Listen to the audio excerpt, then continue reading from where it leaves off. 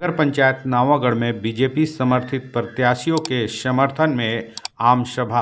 पूर्व नेता प्रतिपक्ष नारायण चंदेल ने कांग्रेस पर साधा निशाना।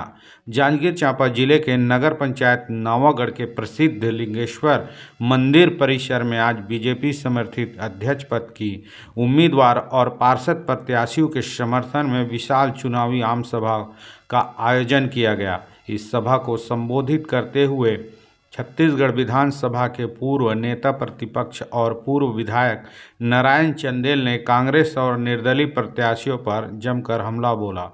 नारायण चंदेल ने अपने संबोधन में कांग्रेस सरकार की नीतियों पर सवाल उठाते हुए कहा कि जनता को अब बदलाव की ज़रूरत है और बीजेपी ही नावागढ़ के विकास की गारंटी है।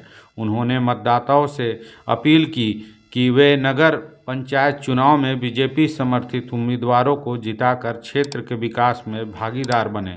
इस सभा में बीजेपी संगठन के नवागढ़ चुनाव प्रभारी संतोष लहरे, नवागढ़ मंडल अध्यक्ष समर्थ सिंह, महामंत्री निरंजन कोसले, भाजयुमो अध्यक्ष नवागढ़ नरेंद्र साहू सहित बड़ी संख्या में पार्टी पदाधिकारी, कार्यकर्ता और स्थानीय मतदाता मौजूद रहे।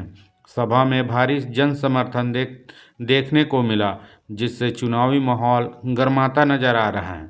नगर पंचायत चुनाव में बीजेपी की स्थिति मजबूत करने के लिए यह सभा महत्वपूर्ण मानी जा रही है, जहां जनता की अच्छी खासी उपस्थिति ने बीजेपी के प्रत्याशियों को उत्साह से भर दिया है। जांजगीर चांपा जिले के नवागढ़ से शैलेंद्र बंजारे की रिपोर्ट। नगरीय निकाय का चुनाव चल रहा है और चुनाव जो है पूरे अपने सबाब पर है। अब चुनाव जो है अपने पीक पीरियड में है।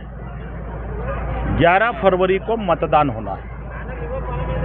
लोगों की यह धारणा बन चुकी है कि जिसकी सरकार केंद्र में है, जिसकी सरकार प्रदेश में है भारतीय जनता पार्टी की, उसी की नगर सरकार भी बनना चाहिए। क्यों बनना चाहिए? क्योंकि अगर नगर में भी भाजपा है, कमल है, तो एक रूपता रहती है। विकास के लिए पैसा तो वहीं से आएगा। इसलिए लोग अब जो है विकास चाहते हैं, विकास के साथ चलना चाहते हैं। आज नवागढ़ का जो दृश्य है, इतनी बड़ी संख्या में विशेषकर हमारी माताएं बहनें उपस्थित हैं, ये परिवर्तन का संकेत है। इतनी बड़ी संख्या में मैंने आज तक नवागढ़ में इतना वेव नहीं देखा था। कमल साहब जिंदाबाद। ये कमल खिलाने का संकेत है। सब लोग चाहते हैं कि कमल खिले और इसलिए हम आम जनता से निवेदन करते हैं, विनती करते हैं, आग्रह करते हैं कि भारतीय जनता पार्टी को सहयोग प्रदान करें, अपना आशीर्वाद दें। कमल छाप का अध्यक्ष भी चुने और उसका पार्षद भी चुने और नवागढ़ सहित सभी नगरीय निकायों में विकास का एक नया अध्याय को प्रारंभ करें। बीजेपी से निष्कासित बद्री प्रसाद के सरवानी के निर्दलीय चुनाव लड़ने से बीजेपी को कितना नुकसान हो रहा है?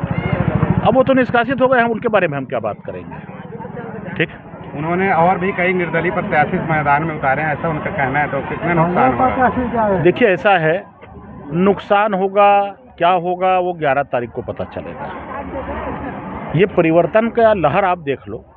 ठीक, लोग निर्दलीय को वोट दे करके अपना वोट डस्टबिन में नहीं डालना चाहते, कचरा पेटी में नहीं डालना चाहते। एक बात ध्यान रखना, सब लोग जागरूक मतदाता हैं। जी बताइए।